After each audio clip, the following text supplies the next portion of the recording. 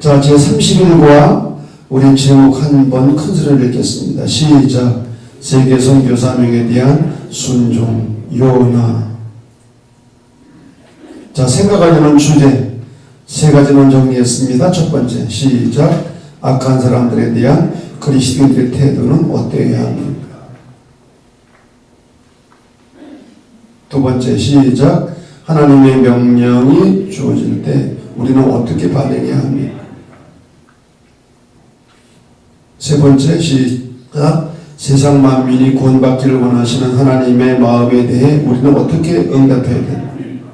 하나님은 모든 사람이 구원을 받으며 진리를 아는 데 이르기를 원하시느니라. 어디에 있는 말씀이래요? 디모데전서 2장 4절 말씀. 모든 사람이 구원받기를 원하신다는 거죠. 자, 용어의 정의입니다. 첫째는 니느웨. 너는 니느웨로 가라. 이 니느웨는 그 당시 아수르 제국의 수도였어요. 아수르, 원수의 나라. 아수르 제국의 가장 큰 수도 중 하나였습니다. 그러면 다시스는 어디냐? 다시스는 니느웨와는 정반대 방향. 니느웨가 동쪽 끝이라고 한다면 다시스는 서쪽 끝이. 지금의 스페인 남부 지역 해변으로 추정이 되는데, 다시스는 재련소라고 하는 의미가 있습니다. 금이나 은을 만드는 그런 재련소.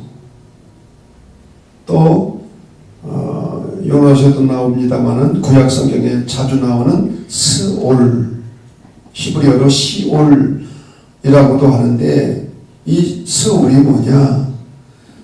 죽은 자들이 들어가는 지하 세계를 의미하는 말이에요.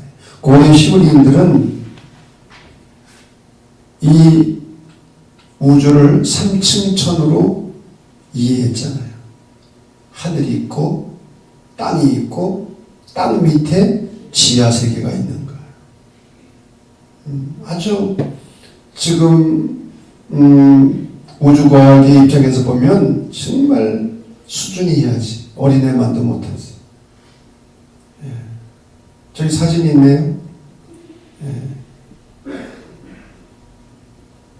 땅 위에 하늘을 세우는 기둥도 있고, 저 하늘에는 우박창고, 빛창고, 서리창고 뭐 다 들어있어. 하늘에. 예. 그 문이 열리면 비도 오고 우박도 내리고, 저 지하세계, 땅속의 지하세계가 음부의 세계인데 그곳을 스올이라고 말했어요. 자, 시대적 배경입니다. 열왕기하 14장 25절 아미떼의 아들 요나에 대한 언급이 있는데, 그래서 학자들은 요나서의 요나를 그와 동일시하고 요나를 8세기 예언자로 간주하고 또 기록연대도 그때로 보는 학자들도 있습니다. 근데 중요한 것은 이게 역사적 사실이냐 교훈적 우화냐 하는 거예요. 역사적 사실이라고 볼 수 있어요, 없어요? 우리 요나서를 보게 되면 사람이 물속 입에 속에 들어가서 사흘 동안을 지낼 수 있어요, 없어요? 물고기에서. 현대인들이 이해하기에는 이건 납득할 수 없는 거죠. 어떻게 사람이 아무리 물고기가 크다 할지라도 물고기 뱃속에 들어가서 사흘씩이나 있어. 그리고 또 요나서 4장을 보게 되면 박넝쿨이 어떻게 하루에 자라고 또 없어지기도 그래. 그래서 물론 역사적인 그 시대의 시대적인 상황을 반영을 하지만 이거는 교훈을 목적으로 하는 하나의 이야기가 아니겠는가. 교훈을 목적으로. 그렇게 학자들은 보고 있습니다.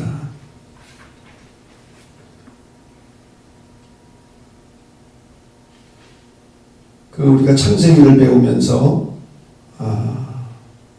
신화냐 사가냐 그런 말을 나눈 적이 있어요. 신화라고 하는 것은 역사적인 근거가 없는 거예요. 그러나 사가라고 하는 것은 증명할 수는 없지만 어떤 역사적인 사실을 바탕으로 해서 만들어진 이야기가 사가라고 배웠어요. 다 잊어버렸을 거야. 왜? 그냥 들은 거니까. 고민하지 않고. 이 요나서도 전혀 역사적인 배경과 근거 없는 이야기는 아니에요. 예를 들면 요나는 이스라엘 민족을 상징하는 거예요. 그리고 물고기 뱃속의 사거의 그 고난의 시간은 바벨론 포로기를 의미하기도 해요. 그 당시. 자, 그런 전 이해를 가지고 성경 요나서 1장으로 들어갑니다. 요나서 1장의 전체 주제는 요나의 자유와 하나님의 자유예요. 1장 1절을 보면 여호와의 말씀이 아미떼의 아들 요나에게 임하니라. 여러분, 요나라는 이름의 뜻이 뭐라고요? 비둘기, 평화를 상징합니다. 아마 요나의 부모는 아들을 낳고 너는 평화의 사람이 되라. 그런 의미에서 요나라고 하는 이름을 지은 것 같아요. 여러분의 이름의 의미는 뭡니까? 1장 1절에서 우리가 깨닫는 게 있습니다. 하나님과 인간의 관계입니다. 하나님이 요나에게 말씀하십니다. 요나가 듣습니다. 하나님과 우리 인간의 관계는 어떤 관계냐? 하나님은 말씀하시는 분이고 우리는 들어야 돼요. 하나님의 말씀을 들어야 되는 존재. 하나님께서 요나에게 뭐라고 말씀하십니까? 일어나라, 가라, 그리고 외쳐라. 선교 명령이에요. 가라는 거예요. 선교는 가는 거예요. 찾아오기만 기다리지 말고 찾아가라는 거예요. 그러기 위해서 일어나라는 거예요. 아니란 자리에 머무르지 말고 일어나야 돼요. 아멘 안 해도 일어나야 돼요. 주저앉아 있지 말고 일어나야 돼요. 외쳐야 돼요. 그러기 위해서는 말씀을 들어야 되죠. 받아야 되는 거죠. 니느웨로 가라는 거예요. 그런데 3절을 보면 요나가 하나님의 명령에 불순종하여 도망을 칩니다. 3절 보면 그러나 요나가 여호와의 얼굴을 피하려고 일어나 다시스로 도망하려 하여. 다시스로. 자, 왜 요나가 도망을 칩니까? 정반대 방향으로 가는 거예요. 첫째는 적국에 가서 복음을 전하는 것을 못마땅하게 생각했어요. 적국에 가서. 둘째는 니느웨는 무시무시한 곳입니다. 거기 가서 주의 말씀을 외친다고 하는 것은 결과가 뻔해. 왜? 너무나 힘들어요. 고난을 당할 수밖에 없어요. 그런데 그것보다 더 중요한 것은 이방인들이 구원받는 것을 못 받아들여요. 구원이 이방인에게 미치는 것을 이 요나는 이해할 수가 없는 거야. 이거는 이스라엘 민족 전체의 생각이었어. 왜? 그릇된 선민의식 때문에. 자기들만 구원을 받는 것이지. 그것도 적국이 구원을 받아 하나님의 은혜를 힘입어 망해도 싼데 망해도. 어떻게 그들이 하나님의 은혜를 받고 구원을 받아? 그러니까 요나는 이해할 수가 없는 거예요. 그리고 더 중요한 것은 다시스가 무슨 의미가 있다고요? 재련소. 금과 은이 풍부한 산업과 부의 중심지예요. 그래서 니느웨로 가면 고생이 불보듯 뻔한데 다시스로 가면 잘 살 것 같아. 돈도 잘 벌 수 있을 것 같고 풍족한 삶을 살 수 있을 것 같아. 그래서 요나는 어디를 선택해요? 다시스를 선택해요. 그리고 다시스로 가는 배를 탄 거예요. 무엇을 집으라고? 뱃삭스를 집으라고. 자, 여러분, 우리의 삶에도 두 가지 방향이 있습니다. 니느웨냐 다시스냐. 하나님의 뜻이냐 내 뜻이냐. 하나님의 자유냐 내 자유냐. 좁은 길이냐 넓은 길이냐. 힘든 삶을 살 거냐 아니면 나 개인의 안정과 평화를 추구할 거냐. 우리의 삶 속에도 항상 이 두 가지 갈림길이 있는 거예요. 그런데 요나는 후자를 선택했어요. 하나님의 뜻이 아니라 내 뜻을, 하나님의 자유보다는 내 자유를, 좁은 길이 아니라 넓은 길을, 어렵고 힘든 길보다는 풍요와 안정의 길을 선택했어요. 그래서 하나님이 보내시려는 방향과는 상관없이 뱃삭스를 주고 유람선을 타고 다시스를 향해서 떠난 거예요. 자, 그런데 세 번째, 하나님은 이 요나를 그냥 내버려 두지 아니하셨어요. 추적하시는 하나님. 하나님은 요나를 추적하셨어요. 이 추적은 사랑의 추적입니다. 사랑의 추적. 그래서 요나가 탄 배가 태풍을 만나게 합니다. 지중해 한 복판에서 태풍을 만난 거예요. 여기서 우리는 환경을 통해서 인간을 교육하시는 하나님의 모습을 어떤 하나님이십니까? 모든 것을 아시는 하나님. 어디든지 계시는 하나님. 우리가 하나님의 손을 어떻게 피할 수가 있어? 시편 139편을 보면 내가 하늘 위에 가도 하나님이 거기 계시고 바다 끝으로 도망을 쳐도 하나님이 거기 계시고 하나님을 피할 수가 없어. 그래서 요나가 탄 배가 큰 태풍을 만나는 거죠. 이때 5절을 보면 사공들이 반응을 합니다. 어떻게 반응해요? 자신이 믿는 신께 기도하는 거예요. 자기들이 믿는 신에게 기도하는 거지, 각자. 어려움을 당하니까 별 수 있습니까? 심지어 배에 싣고 가던 화물을 다 버려요. 그 얼마나 값진 물건들일까? 여러분, 거기 현재는 물건은 없었을 거예요. 그런데 살기 위해서 그 값비싼 물건들을 다 바다에 던지는 거예요. 무엇을 말하고 있습니까? 물질이 인간에게 중요하지만 죽음 앞에서는 아무런 도움이 안 돼. 물질이 중요하지만 물질이 생명을 구원하는 게 아니죠. 죽음 앞에서는 다 던져버려.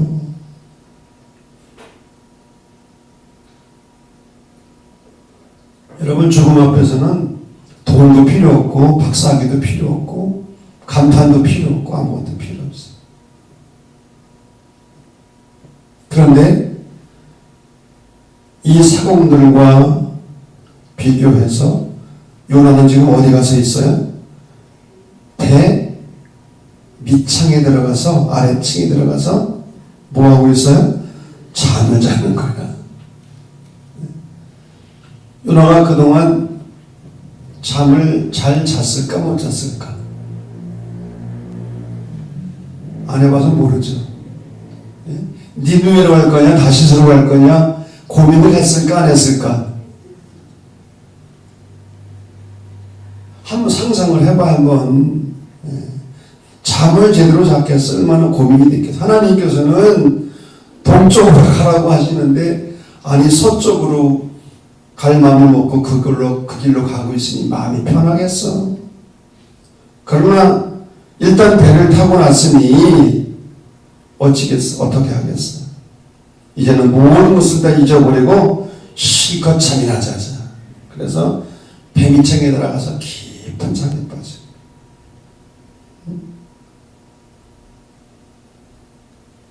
이 요나의 모습은 무감각한 인생의 모습을 우리에게 깨우쳐주고 있어요. 무감각. 특별히 영적으로 무감각한 인생. 지금 풍랑이 일어나서 남들은 죽겠다고 아우성을 치는데 대미창에 들어가서 실컷 다 잊어버리고 잠만 자는 거야. 영적으로 감각을 잃어버리고. 여러분 세 종류의 신자가 있다고 그러지 않아요? 첫째는 잠자는 신자, 조는 신자, 깨어있는 신자. 여러분은 어디에 해당됩니까? 자다가 깨다가 그러네. 자다가 깨다가. 그런데 이 잠자는 요나를 향하여 이방인이 교육을 시켜. 이방인이 6절 보면 자는 자여 어찌함이냐 일어나서 네 하나님께 구하라. 그래서 다음 주에 설교 제목을 제가 여기서 잡았어. 자는 자여 어찌함이냐. 자는 자여 어찌함이냐. 하나님은 당신의 자녀들을 교육하기 위해서 때로는 세상의 입술을 사용하시고 환경을 통해서 교육하시고 오히려 어떤 때는 믿지 않는 사람들의 입을 통해서 깨우쳐 주시기도 해요. 선장이 요나를 교육하는 거예요. 어찌 잠만 자고 있느냐. 일어나서 내 하나님께 구해라. 기도해라. 어려움을 당하니까 교회를 안 다니는 사람이 교인들 보고 아니 왜 기도하지 않어? 그런 거 똑같은 거지.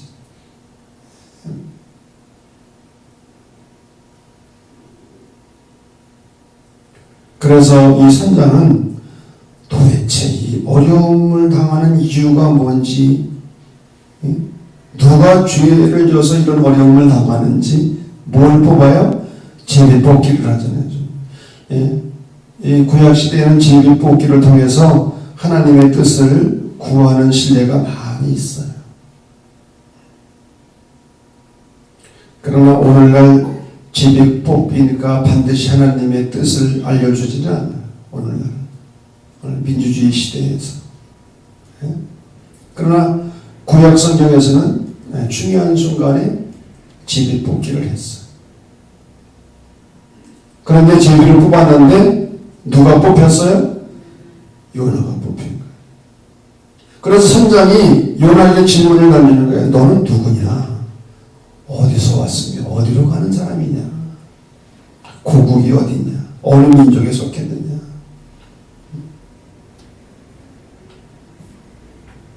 내가 누군지, 어디서 와서 어디로 가고 있는지. 이게 사실은 단순한 질문이지만 심오한 질문. 정말 가벼운 질문 같지만 정말 중요한 질문. 우리가 새신자 교육을 할 때도 데카르트 철학자의 이야기를 제가 책에 쓰지 않았어요? 어느 할아버지가 소파에 앉아가지고 있는데 해가 넘어가도 이 할아버지가 집에 안 가는 거야. 그러니까 공원 청소부가 와서 아니 할아버지 당신은 누구며 왜 집에 안 갑니까? 당신 집이 어디입니까? 당신 집은 어디로 갈 겁니까? 그랬더니 그 데카르트라는 철학자가 말했죠. 내가 그걸 몰라서 여기 앉아있다네 지금. 내가 누군지 어디서 와서 어디로 가고 있는지를 몰라서 지금 내가 이렇게 고민을 하고 있다네. 완전히 요나에게 질문을 던지는 거예요. 너는 누구냐? 너는 어디서 와서 어디로 가냐?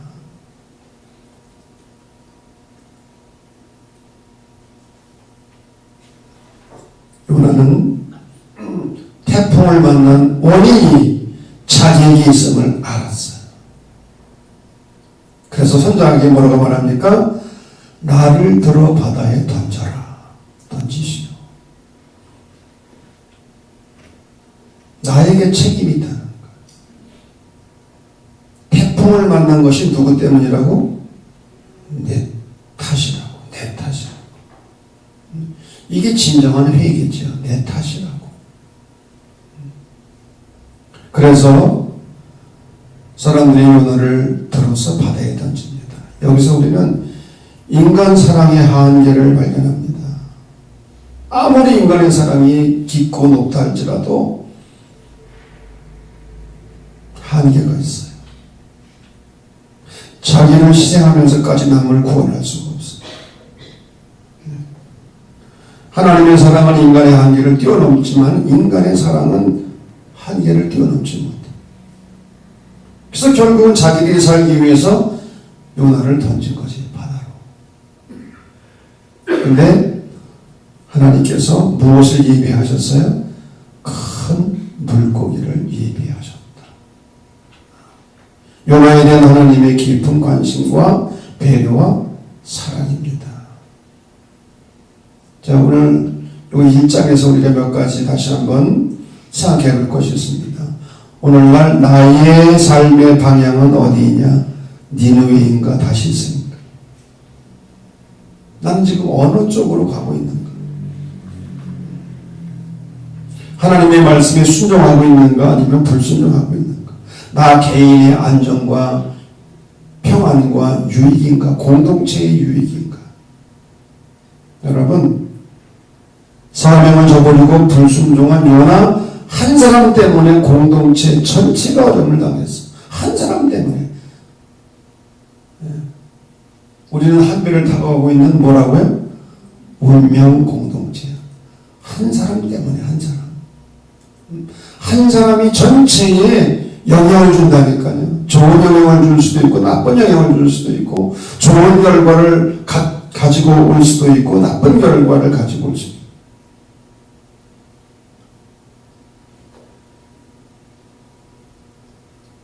그 다음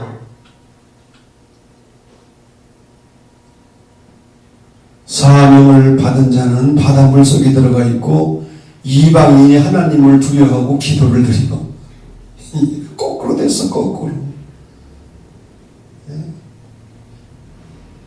역전됐어.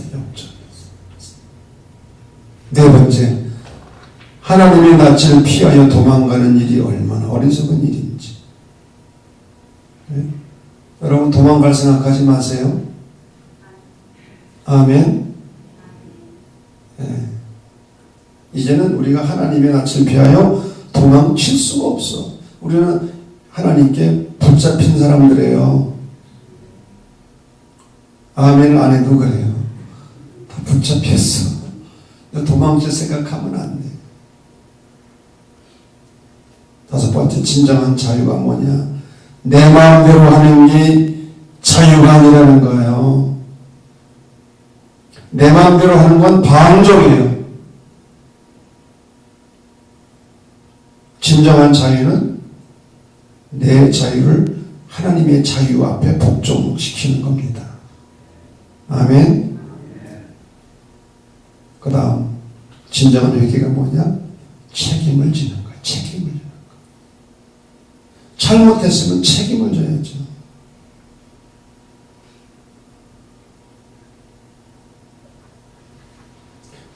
니느웨를 가려고 하지 않고 다시스로 도망을 쳐서 얻어 터지고 고생하고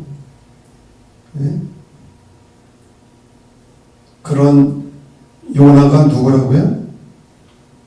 요나는 누구예요? 나다. 요나다. 요나는 요할 땐 손가락질을 해야 돼. 요 누구? 너 하지 말고 요 너 하지 말고 요나. 요나는 요너가 아니라 요나다. 요나는 요나다. 손가락 들고 하니까 요나는 요나다. 왜 조상님이 말하지? 요나는 요나하는 거예요. 요나는 누구라고요? 사실 요나의 얘기는 나의 이야기야. 나의 이야기. 왜? 우리도 그랬잖아. 뺀들거리고 도망치고 쉽고 편안하게 살라고 그러고 하나님의 뜻보다는 내 뜻을 추구하고 내 개인의 유익과 안일과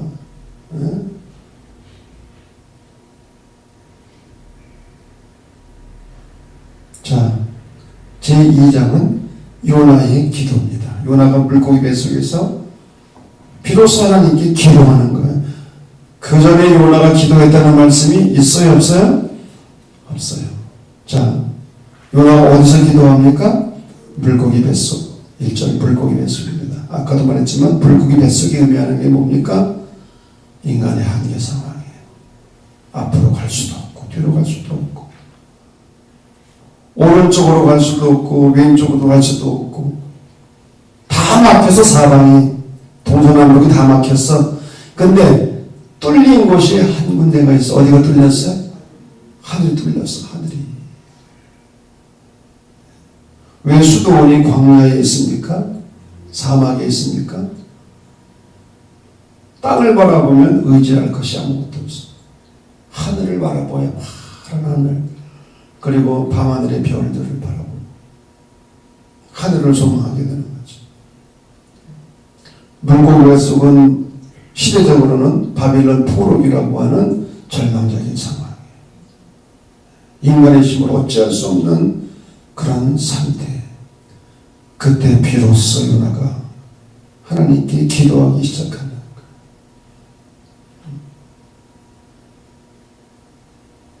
이 절을 보면 내가 받는 고난이라는 말이 나오잖아요. 고난의 의미를 생각하는 거죠. 이 세상에 의미 없는 고난은 없습니다. 그래서 전도서 7장 15절 말씀처럼 형통한 날에는 기뻐하고 공고한 날에는 어떡하라고요? 생각하라. 생각하라는 거예요. 의미 없는 고난이 없어요.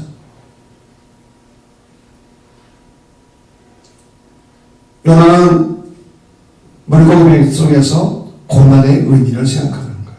그러면서 기도하는 거예요. 부르짖어 기도하는 거예요. 여기서 부르짖는다고 하는 말은 진실한 회개와 간절한 희망을 의미합니다.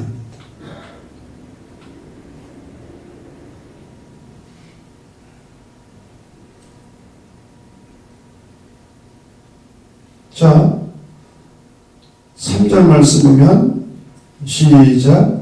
주께서 나를 깊음 속 바다 가운데 던지셨으므로 큰 물이 나를 둘렀고 주의 파도와 큰 물결이 다 내 위에 넘쳤네. 지금 요나는 물고기 뱃속뿐만 아니라 물속에 잠겨있는 것, 물속에. 여러분, 물속에 수장되었다, 또 물고기 뱃속에 들어가 있다. 이게 무엇을 말합니까? 마태복음 12장 39절 40절을 보면 예수님의 십자가 죽음 이후 무덤에서의 사흘 동안의 기간을 의미한다고 그러잖아요. 요나의 표정. 요나가 물속에 들어가고 물고기 뱃속에 들어가 있었던 것은 죽음의 시간이었어요. 철저히 요나가 죽어지는 시간이었어요. 우리 기독교 신앙의 핵심 진리는 죽어야 사는 겁니다. 아멘. 우리의 옛사람이 죽어야 새사람으로 거듭나고 우리의 육신이 죽어야 신령한 몸으로 부활하는 거예요. 하나님의 미랄이 땅에 떨어져 죽어야 많은 열매를 맺는 거예요. 죽지 않으면 하늘도 없어져 버려요. 그거 참 신기해요. 씨앗 하나가 죽으면은 거기서 싹이 나고 자라서 열매를 맺는데 죽지 않으면 없어져 버려요. 물고기 뱃속에서의 사흘 동안의 시간은 어떤 시간이었는가? 요나가 철저히 죽는 시간이었어.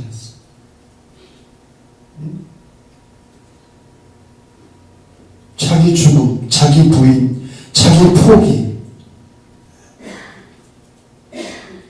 여러분, 영성생활은 끊임없이 자기를 죽이는 훈련입니다.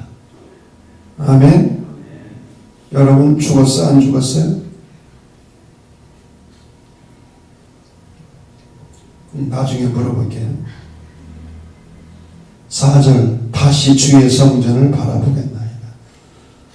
끊어졌던 하나님과의 교제가 회복되어지는 거예요. 주님의 성전을 바라본다. 왜? 주님이 임재하시는 곳이니까. 제가 말씀드리죠. 성경을 읽고 성경 앞에 있는 시간은 주님과 교제하는 시간. 성경 말씀의 의미를 몰라도 성경 앞에 앉아있는 시간은 주님 앞에 앉아있는 시간. 믿습니까?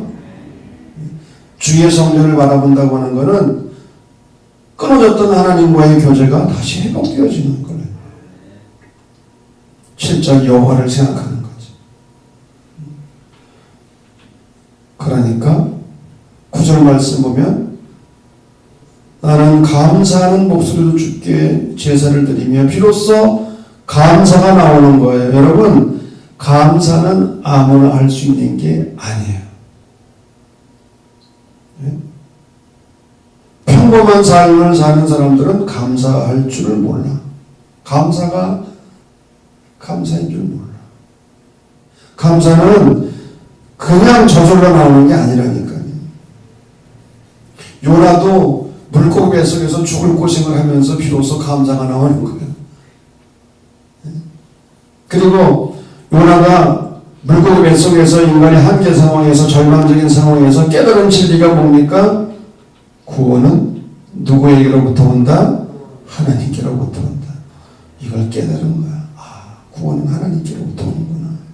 인간의 힘과 인간의 능력으로 되는 게 아니로구나. 오직 믿음, 오직 은혜로구나. 테오도로라고 하는 어느 목사가 그런 말 했어요. 물고기 뱃속은 요나에게 있어서 가장 훌륭한 신학대학이었다. 근데 이 말이 안 맞아. 왜? 신학교 들어갔다고 믿음이 좋아지는 건 아니야. 다 그런 건 아니야. 오히려 잘못 배우면은 믿음이 이상해질 수도 있어. 근데 여기서 지금 말하려고 하는 거는 요나는 물고기 뱃속에서 많은 걸 배웠다는 거예요. 많은 걸. 여러분, 영적으로 신학대학에 들어가기 위해서는 물고기 뱃속으로 들어가 보시기 바랍니다. 일부러 들어갈 건 없고, 일부러 들어갈 건 없고, 고난의 시간은 신학대학이에요. 거기서 많은 걸 깨닫고 배우는 거예요. 건강할 때 우리가 배우지 못했던 것들을. 요나가 물고기 뱃속에서 배워야 할 모든 교훈과 진리를 배우고 깨닫게 되었을 때에 주님께서 명령하십니다. 그만 나와라. 나와라.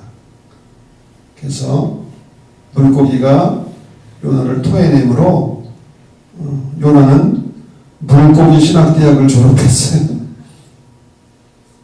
그럴듯하죠? 물고기 신학대학. 네? 고난의 신학대학. 요나는 새 사람이 돼요. 거기서 죽고 나서. 자, 제3장입니다.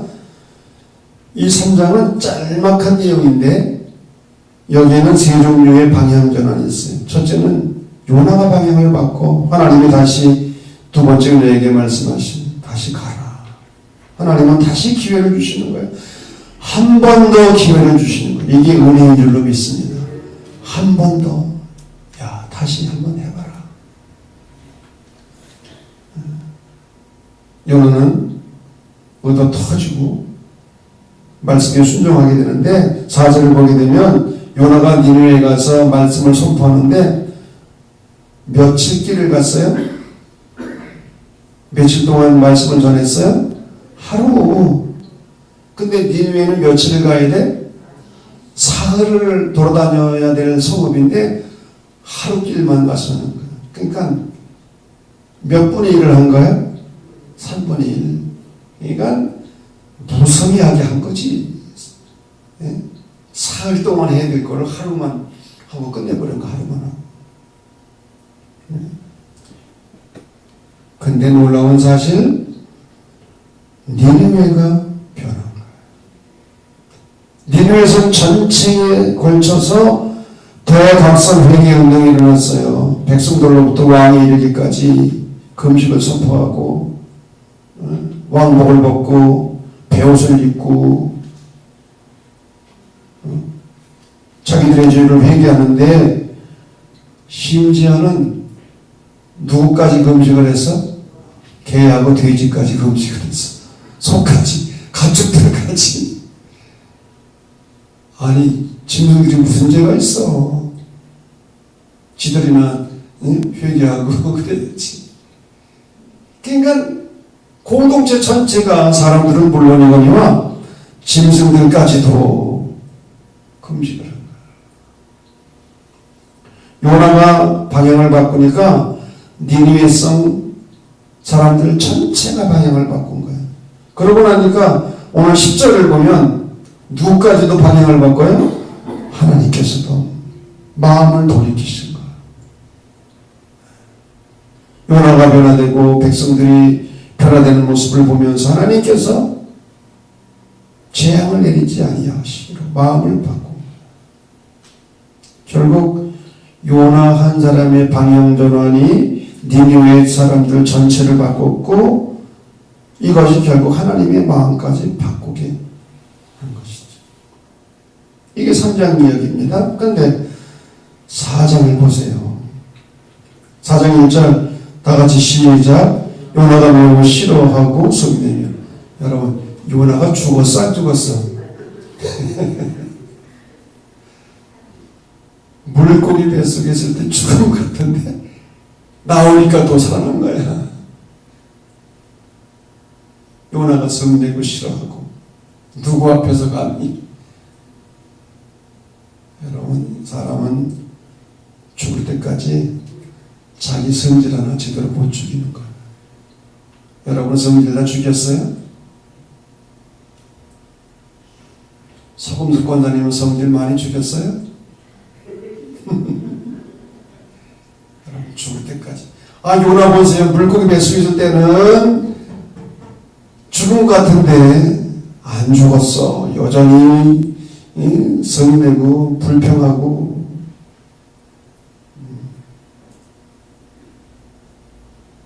참 인간 변화가 이렇게 어려운 거야. 인간 변화가. 4장 1절하고 2절을 보게 되면 요나가 잘못된 기도를 해. 하나님, 내가 이럴 줄 알았습니다. 내가 그래서 이 니느웨로 안 간 겁니다. 하나님은 은혜로우시고 자비로우시고 노하기를 더디하시고 용서하시는 분인 줄 알기 때문에 내가 니느웨로 안 간 거예요. 자기를 합리화하고 변명하고.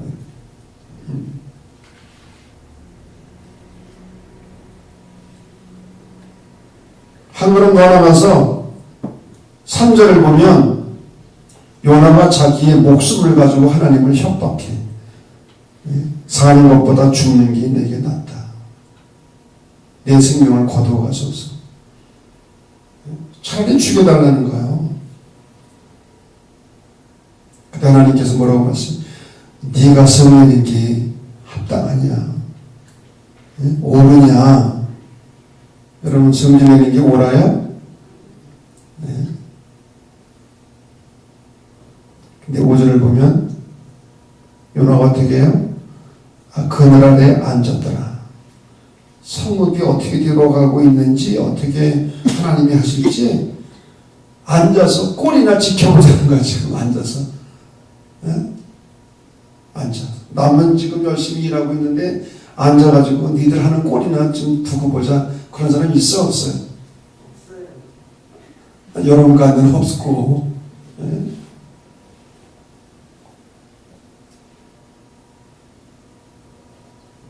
6절에서 8절 그 박넝쿨 이야기. 여러분 박을 키워보신 분들은 알지 모르겠습니다만 그 잎사귀가 커요, 작아요? 커요. 정말 커, 박 잎사귀가. 그래서 옛날 시골에서 그 잎사귀를 가지고 뭐를 했어요? 모자도 만들었었어, 모자. 이 그늘. 그만큼 이 박 잎사귀가 커요. 요나는 너무나 더워서 박넝쿨 그늘에 의지해서 시간을 보내고 있는데, 이 박이 그 다음날 그냥 시들어버린 거예요. 왜 그랬어요? 벌레가 먹은 거야. 벌레가 갉아먹었어. 그러니까 요나가 또 죽기를 구하면서 하나님 사하는 것보다 죽는 게 더 낫습니다. 네?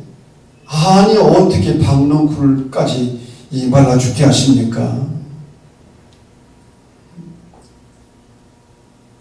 그러니까 또 하나님께서 구절의 말씀 보면 내가 이 박넝쿨로 인하여 섬기는 것이 어찌 옳으냐.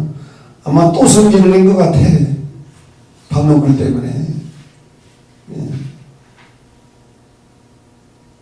자, 마지막 이 요나서는 하나님께서 두 가지 질문을 던져 요나에게.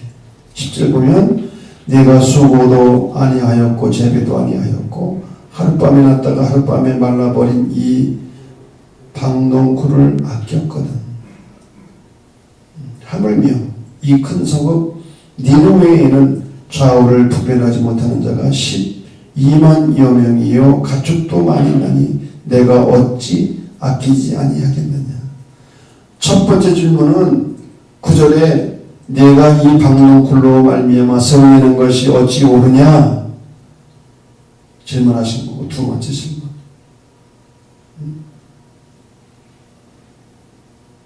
여러분이 하나님의 질문은 요나에게 향하신 질문이며 이스라엘 백성들에게 하신 질문이지만 동시에 오늘날 우리들 한 사람 한 사람을 향하여 던지시는 질문이고 오늘날 교회를 향하여 던지시는 주님의 질문이에요. 선교의 사명을 감당하고 있느냐. 니느웨로 가서 말씀을 전하고 복음을 전해야 되는데 너는 지금 뭐 하고 있느냐.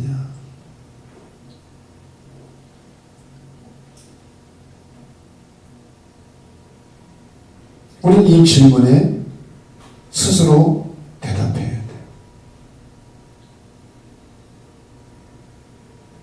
자, 신학적 이름이 들어갑니다. 첫째, 하나님께서는 세계선교의 사명을 우리 모든 요나들에게 내리신다.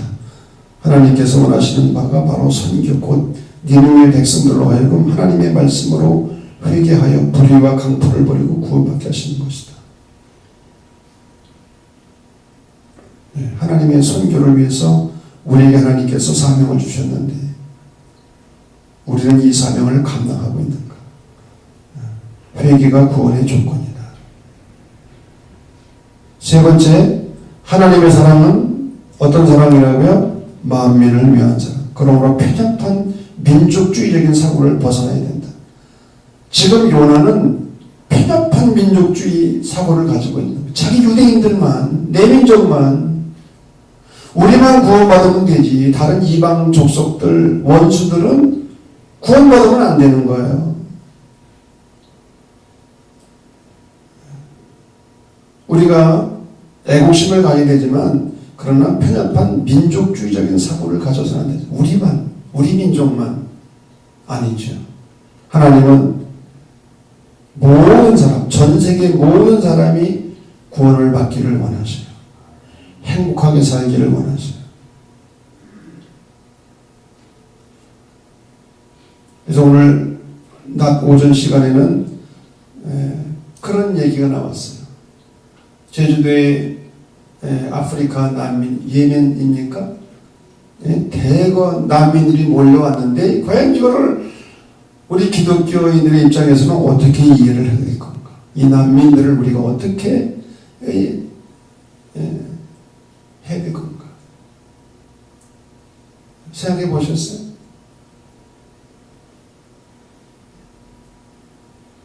자, 성찰과 나눔. 첫 번째, 시작. 하나님의 구원은 인간의 상식을 초월한다. 두 번째, 하나님의 마음은 모든 민족, 모든 피조물을 품으신다. 세 번째, 그리스도는 하나님의 마음으로 세상 모든 사람들을 사랑할 수 있어 하며 그들의 구원을 위해서 몇 방으로? 백방으로. 사방이 아니라 백방이야, 백방으로. 요나의 얘기는 누구의 이야기예요? 요 누구? 자, 엄지손가락으로 자기를 가르쳐. 요 나의 이야기. 요 나의. 여러분, 다른 사람의 이야기가 요 나의 이야기.